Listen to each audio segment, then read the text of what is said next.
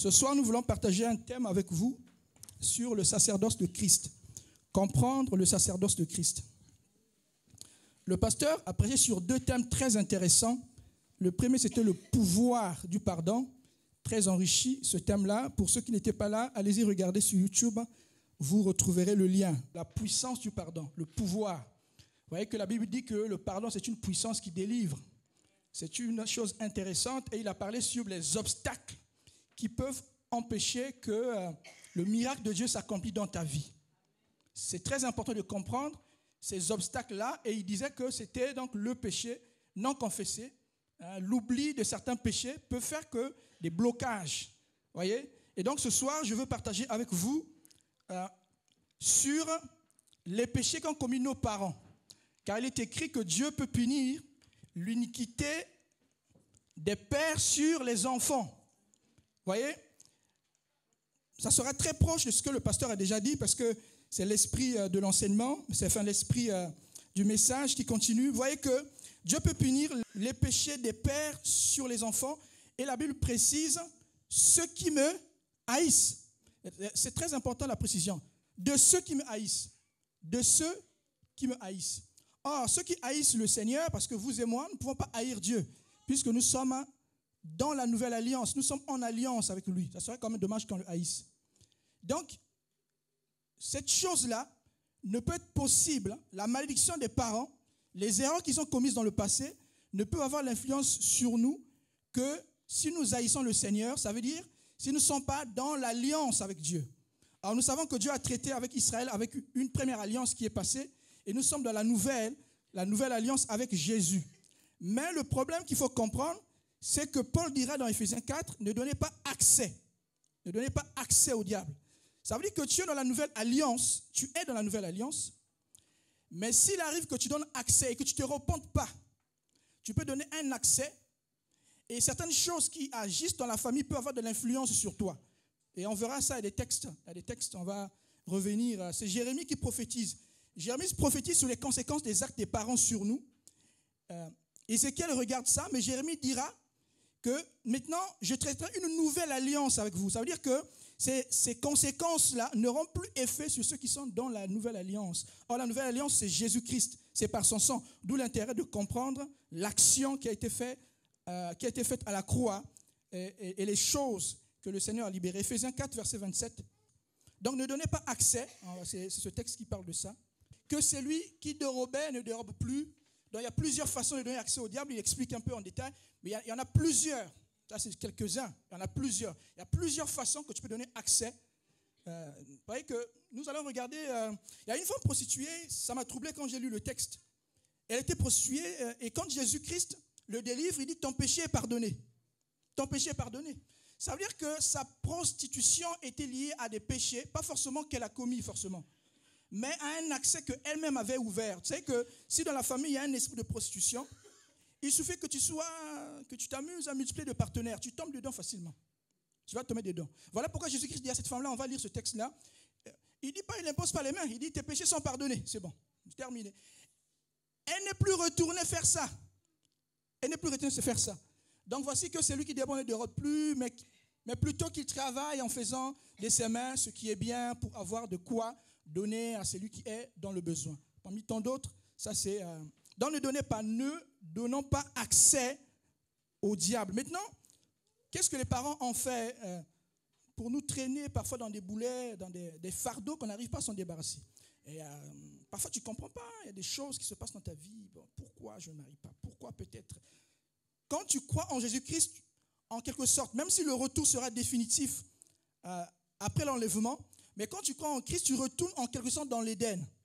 Mais remarquez que dans l'Éden, c'était un environnement autosuffisant. Il y avait de l'autosuffisance alimentaire.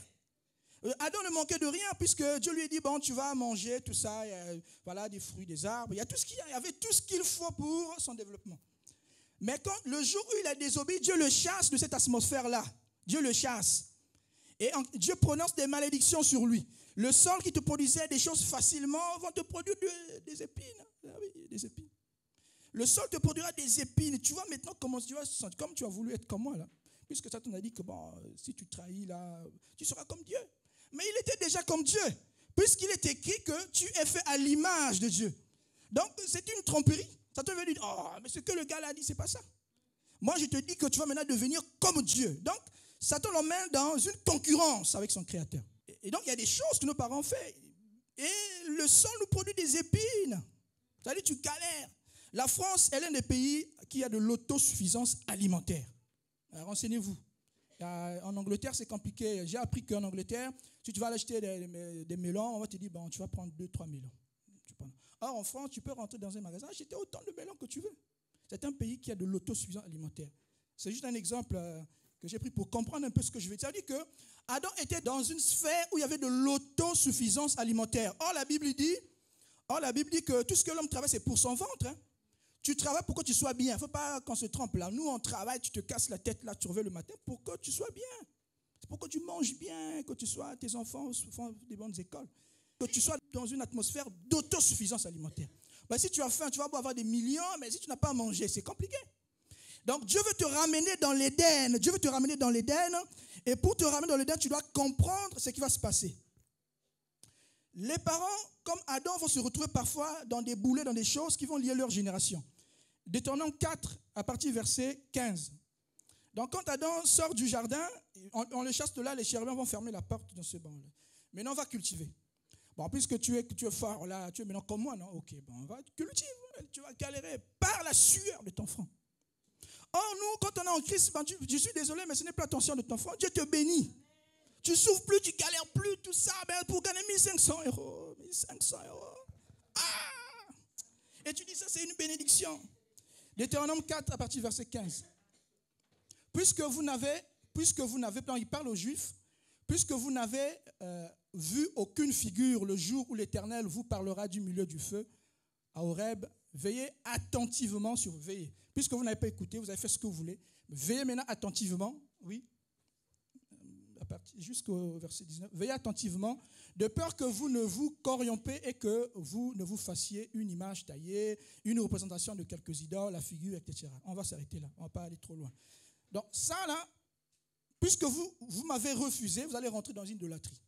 De toutes les façons, parce que la nature a horreur du vide. Quand tu n'es pas attaché à Dieu, tu seras attaché à quelque chose. Et donc, certains de nos parents, sans pourtant qu'ils se rendent compte, hein, ils ont fait certaines alliances à cause de l'idolâtrie, à cause de beaucoup de choses, et cela a des conséquences sur des enfants. Tu es né de nouveau, tu es dans la nouvelle alliance, mais certaines choses, tu traînes encore des boulets. Pourtant, tu es dans la nouvelle alliance. Pourquoi? Parce que tu as donné accès. Il faut découvrir l'accès, là, c'était quoi? Et comme le pasteur disait, demander pardon pour que l'effet soit immédiat. C'est un effet immédiat. C'est un effet immédiat. Après, et la Bible dit que Jésus-Christ dira qu'il y a des démons qui peuvent partir en gênant, machin. Donc, parfois, il faut livrer des batailles compliquées pour que certaines choses partent. Mais c'est dans l'immédiat, puisque le sang de Jésus aura un effet. Qu'est-ce qui s'est passé? Puisque vous voyez que Christ est le souverain sacrificateur. Il faut comprendre ça. C'est-à-dire Christ, c'est lui le souverain. Dieu est d'abord le sacrificateur et Abraham verra Dieu comme souverain sacrificateur. Il va donner la dîme. Dieu préfigurait que Christ prendra ce rôle-là. Christ est le souverain sacrificateur parce que c'est lui qui donnera le sang pour le rachat. Et il va donner ça dans le temple. Ça ne s'arrête pas seulement à la croix, parce qu'aujourd'hui on a en fait la nouvelle naissance, on a en fait l'ascension. Mais cette chose ne se passe pas seulement à la croix. La croix, il recueille du sang. Il va recueillir son sang à la croix, puisque le sang va couler, on va percer, l'eau va sortir. Il va remonter avec ce sang-là dans le tabernacle céleste pour aller faire des actions que les Lévites faisaient déjà. On va retrouver ça. Donc c'est le souverain sacrificateur qui porte son sang. Voilà pourquoi à la résurrection, il a dit, ne touche pas, ne touche pas. Et je ne suis pas encore monté. Il faut que je monte au temple céleste pour aller faire des sacrifices qui vont vous purifier, totalement effacés. Et Jean va faire des livres. Il faut que ces actes-là soient effacés dans des livres, puisque le jour du jugement, ces livres seront ouverts. Ces livres seront ouverts. Donc, toutefois qu'Israël péchait, Dieu s'est détourné d'eux, et la nature aurait du vide, Satan prenait la place, ou les raisonnements prenaient la place, tout ce que vous voulez. Et puisqu'on n'est plus avec Dieu, quand on n'est plus avec Dieu, on est livré à nous-mêmes et on peut traîner des malédictions. Et certains de nos parents ont été dans ces choses-là. Regardez ce que Jésus-Christ fera avec le paralytique né. Il y a une question qui a été posée qui a attiré mon attention. Jean 9 à partir du verset 1. Jésus vit en passant un homme aveugle de naissance. Continue. Avec de naissance, retenez bien, de naissance, oui. Ses disciples lui firent cette question, Rabbi, qui a péché, cet homme ou ses parents, pour qu'il soit né aveugle? Parce que ils sont juifs, ils savent que certaines maladies, certains problèmes peuvent être liés par le péché des parents ou par son propre péché. D'où la repentance. Ce n'est pas des sujets à rigoler. Hein. Vous voyez que quand le pasteur parle de ça, c'est parce que l'Esprit l'inspire sur ces sujets-là. Donc, mais qui a péché dans cette histoire-là? Mais dans le cas de cet homme-là, ce n'était pas son péché, ni le péché des parents. Ça veut dire qu'il y a certains problèmes que tu passes dans la vie, c'est ni ton péché, ni le péché de tes parents. C'est Dieu veut que tu sois dans cette condition-là pour manifester sa gloire plus tard. C'est ce qu'il dira dans la suite. Donc, il ne faut pas seulement dire que non, oh, comme le frère Delvi a dit que, frère Gaël, pour ceux qui connaissent mon deuxième prénom, a dit péché des parents. Je vais seulement regarder les parents. Non, il n'y a pas que les parents. Nous parlons de façon générique, c'est des termes génériques, mais c'est cas par cas. Dans le cas de cet homme-là, ce n'était pas son péché ni le péché de ses parents. La Bible dira quoi? On va essayer de prendre la suite. C'est pour que, c'est jusqu'au verset 7. Mais on ne dira pas tout. Continue la suite. Voilà. Jésus répondit, ce n'est pas que lui ou ses parents aient péché, mais c'est afin que les œuvres de Dieu soient manifestes en toi. Donc, tu peux passer des moments de stérilité. Dieu a permis ça pour montrer à d'autres stériles que le jour où tu vas enfanter, là, Dieu est puissant. Vous voyez? Donc, tu peux naître avec une infirmité. Dieu permet ça. Mais il faut que tu sois délivré. C'est-à-dire, il faut qu'un jour, Christ apparaisse pour manifester la gloire, le pourquoi de cette infirmité-là. Mais il y a aussi des infirmités qui sont causées par des péchés des parents. Et dans le cas de cet aveugle-là, ce n'était pas le cas. Mais il y aura des cas comme la femme prostituée fait des études pour voir pourquoi elle était prostituée. Ce sont les accès. Tu es dans la nouvelle alliance, toi-même tu peux ouvrir des accès. Donnez pas accès au diable. Dans le cas de cet homme-là, ce n'était pas son péché. Prenons donc le cas de la femme prostituée, on en a parlé. Vous allez retrouver le cas de la femme prostituée dans Luc 7, à partir du verset 47 à 48. Jésus-Christ dira, tes péchés te sont... Il n'a pas prié pour lui. Hein. Il dit, tes péchés sont pardonnés. Voilà. C'était ça son problème. Il faut que son péché soit pardonné. Et il y a un autre cas, un autre paralytique, alors que Jésus-Christ était chez lui. Bon, il y en a qui disent que Jésus-Christ avait une maison. Donc, d'autres disent que c'était chez lui. Donc, la maison que Marc lui avait donnée. Donc, Jésus-Christ était chez Marc, on va dire. Et on va percer le plafond, on va faire rentrer un paralytique. Et sur le paralytique, là aussi, Jésus va avoir la foi de ceux qui ont ramené le malade. Ils vont dire, ah, vous avez la foi. Hein? Bon, tes péchés te sont pardonnés. On va peut-être lire ça. Marc 2. Marc 2. Pour ce paralytique, là aussi, il lui pardonne ses péchés. Pourquoi il pardonne ses péchés? Marc 2, à partir du verset 5.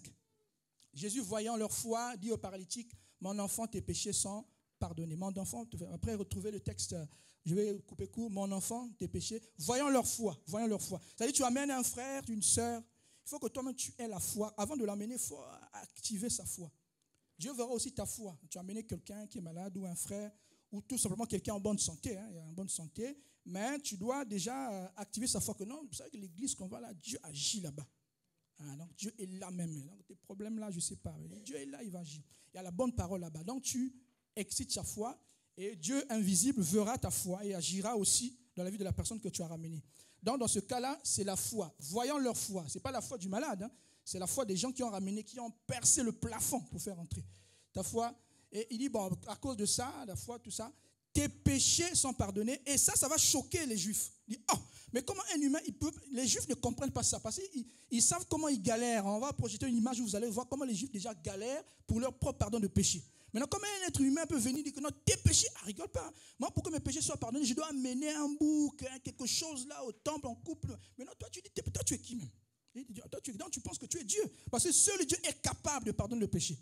Et ça a énervé les Juifs, la suite. Lisez jusqu'au verset 12, on ne va pas lire la suite. Mais jusqu'au verset 12, vous allez voir la colère des Juifs. C'était des hommes très pieux, des scribes, des docteurs de la loi. Ils connaissent les Écritures. Donc, ce n'est pas les gens de la rue, non. Il dit que non, celui qui peut dire ça, il n'y a que Dieu seulement. Et à l'instant, il se leva, prit son lit et sortit en présence de tout le monde, de sorte qu'ils étaient dans l'étonnement, glorifiant Dieu. Voilà, ils disent ici, nous n'avons jamais rien vu de pareil. Nous n'avons jamais vu quelqu'un, un humain qui pardonne le péché de l'autre. Nous n'avons vu. Donc, pour le cas de ce frère-là aussi, qui était paralytique, c'était un problème du péché. Est-ce que c'est lui qui avait commis le péché?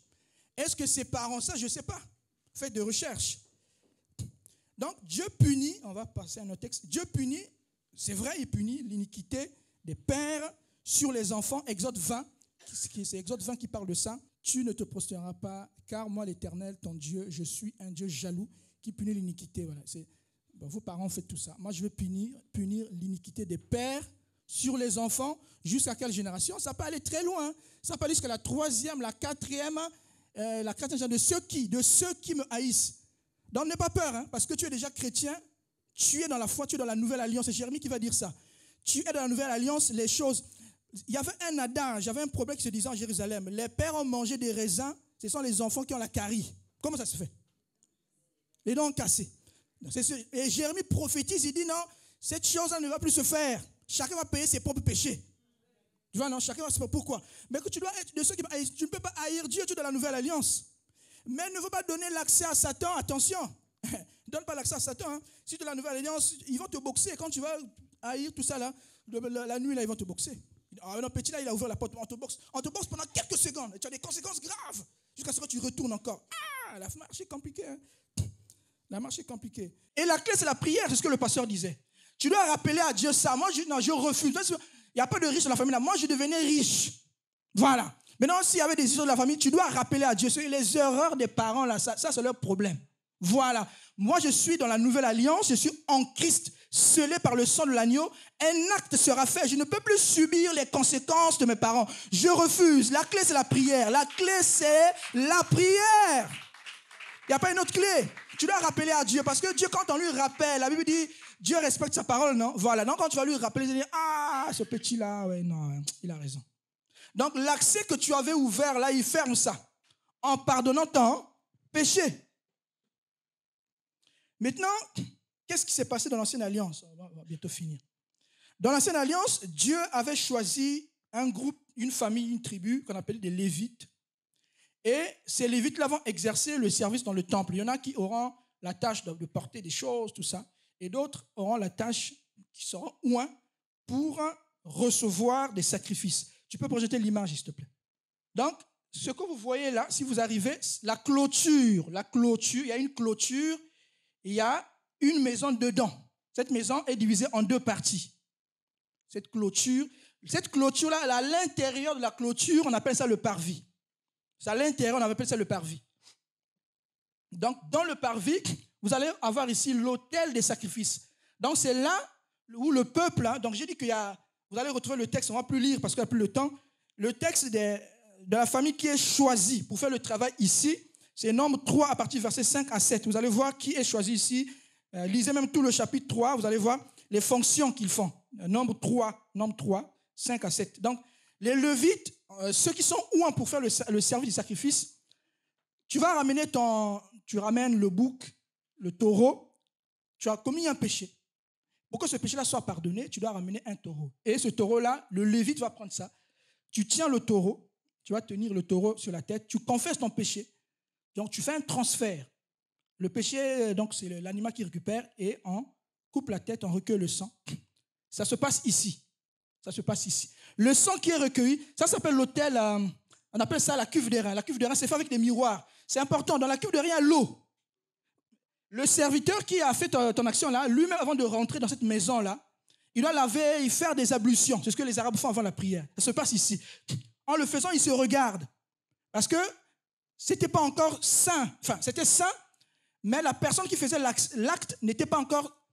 C'était un humain, c'était un simple humain avec ses propres péchés. Donc, il devait lui-même se purifier. Il fait des ablutions. Et le sang qu'il a recueilli, il doit remonter avec ce sang-là dans la maison qui est dedans, dans la partie, parce que la clôture, ça s'appelle le parvis. Et donc, il remonte avec ce sang-là dans la partie qu'on appelle le lieu saint. Et dans le lieu saint, il y avait un autel qu'on appelle l'autel de parfum. Il y avait le chandelier, donc la lumière, la table des pains de proposition. Sur cette table, il y avait 12 pains, etc. Le sang, là, il va mettre ça sur la corne de l'autel des parfums. Et là, ton péché est pardonné. Ça, c'est pour un péché simple. Ça, c'est pour des péchés simples. Mais ce n'est pas ça le problème. Vous allez retrouver ce que je dis là dans Lévitique 4, de 1 à 5. On ne lira pas, on n'a plus le temps. Donc, ils recueillent, les Lévites, là, le service qu'ils ont à faire dans Lévitique 4. Ils recueillent un holocauste et un service est fait pour que ton péché soit pardonné. C'était laborieux.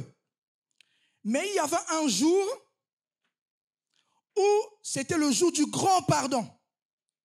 Mais c'est ce jour-là qui est intéressant parce que c'est pendant ce jour-là que tout le péché du peuple est pardonné, y compris les péchés de tes grands-parents, tout ça, n'ont plus l'effet sur toi. Ça préfigurait l'action que Christ fera. C'était le grand jour du pardon que les Juifs appellent le Yom Kippour. Et les Juifs fêtent encore ça aujourd'hui. Les Juifs fêtent encore le Yom Kippour ou le Yom HaKippourim. C'est donc le jour du grand pardon. Ce jour a lieu une fois seulement. Le jour du grand pardon, c'est un jour où le péché du peuple, tout le péché du peuple, et ça se fait une fois l'année. Qu'est-ce qui va se passer ce jour-là? Voilà, dans Lévitique 16. Lévitique 16 et Lévitique 23 expliquent ce qui va se passer dans le jour qu'on appelle le Yom Kippour. Ça veut dire que tu ne peux plus dire que les péchés des parents ont un pouvoir sur moi. Maintenant, si tu avais ouvert des accès, tu demandes pardon. Et demander pardon à tous les accès. Il faut citer ça même. Il faut citer ça même. Parce qu'il y a des choses que tu vas traîner compliquées. Le jour du grand pardon, le sacrificateur purifie le peuple. Il va purifier le peuple tout entier. Le peuple tout entier. Si vous voulez avoir les détails sur le tabernacle, prenez Hébreux 9, de 1 à 9. Le tabernacle, j'ai dit, est divisé en 3 parties. Il y a le parvis qui est la clôture et la maison qui est dedans. Il y a le lieu saint, le lieu très saint. Dans le lieu très saint, seul le souverain sacrificateur a le droit d'y rentrer. Il y rentre là-bas pour aller une fois l'année offrir le sacrifice annuel, une fois l'année. Et ça se passe au mois de Tishri, le 10 du mois de Tishri. Ça va se faire quoi? Le jour du grand pardon. C'est pas rigoler, c'est le jour du grand. C'est-à-dire que tous les péchés sont purifiés. Mais ça va se passer comment?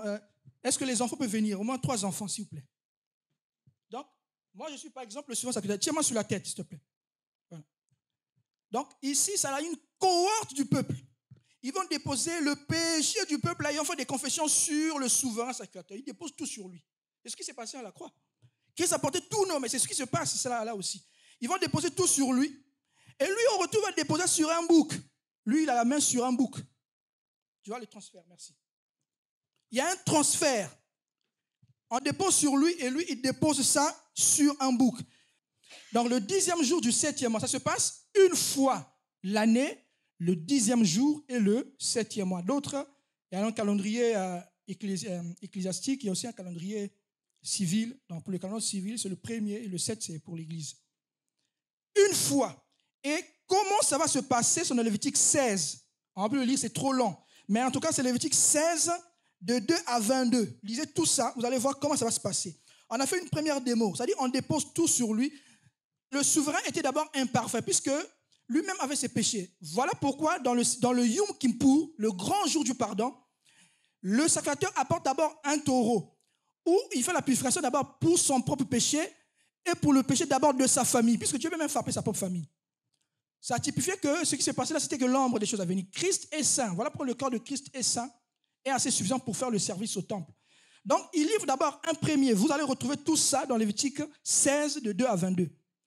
Il y a d'abord, il y a 2 boucs et un taureau. Le taureau là, c'est la purification d'abord du sacrificateur et sa famille. Il fait une bonne purification. Et les 2 boucs là, il y a un qui sera le bouc pour l'Éternel et l'autre le bouc pour Azazel. Le transfert des péchés se fera sur le bouc Azazel et ils vont chasser le bouc Azazel accompagné de quelqu'un dans le désert, dans les endroits arides. Voilà pourquoi nous envoyons même les démons là-bas. Les démons, on n'est pas qu'on les chasse, hein. Ils sont bien dans un corps. Christ, il faut les envoyer même là-bas, dans les arides là-bas. Ils ont supplié Jésus, vraiment, s'il te plaît, avec le fou de Gadara, envoie-nous ne nous envoie pas ailleurs. Envoie-nous dans un corps. Non, ne permet pas que ton corps, il a dit ton corps est le temple du Saint-Esprit. Envoie-les dans le désert, dans les lieux arides. Nous chassons les démons, nous les envoyons dans les lieux arides. Et donc, ils vont prendre ce bouc Azazel-là qui a recueilli tout le péché du peuple. Ils l'envoient dans les déserts avec quelqu'un. C'est un signe qui prouve que quand Christ pardonne tes péchés, il les oublie, il les efface. Ne rappelle plus le péché de l'autre. Il a été envoyé dans les déserts, on l'a oublié même. Ne va plus dans le passé. Ah, mais lui, il était un voleur en 2000. Oh, mais il avait demandé pardon. Le péché est envoyé là-bas, au niveau du peuple. Terminé. Et on ne voit plus le bouc. Et le deuxième bouc, c'est ce bouc-là qu'on va recueillir le sang pour faire le service. Ah, il est là. pour faire le service. Voilà. Donc vous avez ici l'autel des parfums. Tout ça, c'est le cheminement de la vie du chrétien même. Hein. Parce que là, tu viens là, Christ te pardonne, là, tu es content, là, la parole passe là, tu purifies chaque jour, c'est l'eau, hein, tu laves tout ça, les mains. Christ a dit, quand on a lavé les pieds, c'est bon. Donc Christ, la parole te lave tous les jours. Ne dis pas que non, je suis saint, tu restes à la maison là-bas, Dieu me parle, les visions, tout. Non, tu dois venir laver les mains tous les jours, Dieu te lave. C'est le symbolisme du lavage des pieds. Dieu te lave tous les jours, c'est suffisant. Tu écoutes là, parce que c'est purifié. Parce qu'il y a encore des gens compliqués qui disent que non, les églises sont perdues, non, je reste à la maison. Non, tu dois venir laver les mains. La parole te lave ici, là, chaque jour. Chaque jour. Car la Bible dit, il y a un verset qui dit que nous sommes saints à cause de la parole. Ça voilà pourquoi tu trouves que tu étais chargé, dès que tu viens dans l'église, tu écoutes la parole, tu sens la force et la vie de prière revient. Parce que quand tu écoutes la parole, le Seigneur te lave déjà. Donc ça se passe ici. Après tu montes là, ici là, le chandelier, il t'éclaire. Christ t'éclaire ici. Tu es illuminé. Tu n'es plus n'importe qui. Hein. Tu viens plus seulement à l'église. Tu fais partie du corps et tu peux éclairer les autres. La Bible dit, vous êtes la lumière du monde. Donc là, tu es éclairé par le chandelier. Il y a les pains de proposition, il y a plusieurs choses, mais on n'a pas le temps de parler de ça. Le plus important, c'est dans le très saint. Il va amener ce sang-là ici. Dans le sang. Et dans le sang, il y a un seul élément ici, c'est l'arche de l'alliance. Et dans l'arche de l'alliance, il y a 3 choses dedans. Il y a 2 tables de la loi. Voilà pourquoi des livres sont ouverts. Il faut que Christ remonte ici. Moïse voit le tabernacle, il voit un tabernacle céleste. Ça ne s'arrête pas à la croix. Dans la croix, on recueille le sang et il vient ici. C'est ici que tes péchés sont pardonnés. Devant la face de Dieu, il montre ses mains. Et Dieu prend un livre là, les livres sont ouverts là, il efface. Il a effacé l'acte dans les ordonnances, nous condamnés. Mais je dois dire dans la prière que je suis libre. Quand tu te réveilles la nuit là, tu fais un cauchemar là, réveille-toi, dis, ah non, moi je suis libre moi. Oh, mais je ne suis pas n'importe qui. Je suis affranchi, un sang a été donné ici. Il a remonté, donc c'est effacé. Mieux encore, c'est envoyé dans le désert. Va maintenant chercher ça. Tu ne vas plus trouver ça. C'est terminé. Et il y a même des actions qui résistent. Hein. Tu vas encore voler dire, oh, mais qu'est-ce que tu fais encore là? Mais c'était parti. Il faut lui rappeler ça. Et la Bible dit, il faut rappeler ça. C'est ce que Christ a fait. Il est écrit, ça doit dire, il est écrit. Jusqu'à un moment, il était fatigué. Il dit, écoute, il a dit, tu serviras le Seigneur ton Dieu. Là. Arrête de faire des histoires. Là, vas-y. Il lui a dit, moi, je suis Dieu, pourquoi tu veux? Il est écrit, tu serviras le Seigneur ton Dieu. C'est comme ça. Voilà. Il a laissé un peu parler, là, puis lui a rappelé qu'il était. Donc, il faut lui rappeler, il est écrit. Tu veux te pousser, il est écrit. Non, mais il a été purifié. Christ ramène le sang et il nous purifie. Et le sacrificateur fera pareil. Le sang qui a été recueilli sur le bouc, là, il va prendre ça, il va faire l'aspersion avec son doigt sur l'arche de l'alliance. On a dit que dans l'arche, il y a les tables de la loi et Dieu jugera le monde par sa parole. Il y a la cruche d'or dedans et la cruche d'or ici. Dans la cruche d'or, dans l'arche là, la cruche d'or. La cruche d'or, dedans, vous allez trouver la manne, un échantillon de la manne qui tombait dans le désert. Vous allez trouver aussi la verge d'Aaron. Mais ta vie porte des fruits. C'était une verge sèche qui a poussé. Si tu étais, c'est-à-dire que stérile là, ça pousse. Quand tu rentres ici, tout pousse. Tu reviens dans l'Éden ici là. La verge d'Aaron qui avait poussé. Tu manques, la Bible dit, le Seigneur pourvoit nos besoins. La cruche est toujours là pour pourvoir à tes besoins. Bon, la galère peut venir, je comprends, mais ça ne dure pas des années, non. La manne est prévue, Dieu pourvoit à tes besoins. Donc, il y a ces descendants une galère, on peut comprendre une année, quand c'est 10 ans, 20 ans, il y a un problème. Donc, le grand jour de purification se passe ici, le peuple est pardonné. Et tout le livre d'Hébreux, je vais finir par là, tout le livre d'Hébreux montre que Jésus-Christ est le souverain sacrificateur qui remonte ici, là. Il remonte réellement. Hein. Non, regardez. Jean 20, verset 17, dit quoi? Jean 20, verset 17. Il remonte dans un temple céleste. Il dit à la femme, ne me touche pas encore. Mais ce que je trouve de bizarre, cette femme-là, c'était Marie de Magdala. Il dit à cette femme, ne me touche pas. Et dans Matthieu, les femmes lui touchent les pieds. Je dis, mais c'est quoi ce contraste-là? Une contradiction. Quand Marie de Magdala veut le toucher, il n'était pas encore monté. Il fallait qu'il aille présenter le sang là. Donc, en cet instant-là, ne me touche pas encore. Quand il est parti, il est revenu, après, on lui touche les pieds. C'est ce que même les théologiens pensent. Parce qu'ils ont pensé que c'était une contradiction. Non, ce n'est pas une contradiction. Jean 20, à partir du verset 17. La Bible dit quoi? On va finir par là. Jésus lui dit, ne me touche pas encore, car je ne suis pas encore monté vers mon Père. Mais va trouver mes frères, annonce-leur la nouvelle. Et on ne lira pas Matthieu 28. Dans Matthieu 28, vous allez remarquer qu'on lui touche les pieds. Là, c'est plus tard, on lui touche les pieds. Donc, c'est important. Christ fera ça pour nous. Il va purifier le péché du peuple. avec le Yom Kippour, le jour du grand pardon. Donc, et les péchés des grands-parents, et tout ça là, pour moi, ça ne marche plus. Donc, dans la famille, si à toi ça marche là, moi, ça ne va plus marcher. Je suis désolé, mais Christ m'a libéré. Je suis libre. Et Hébreux 10, verset 21 dit quoi? On finit par là. Hébreux 10, verset 21 dit quoi?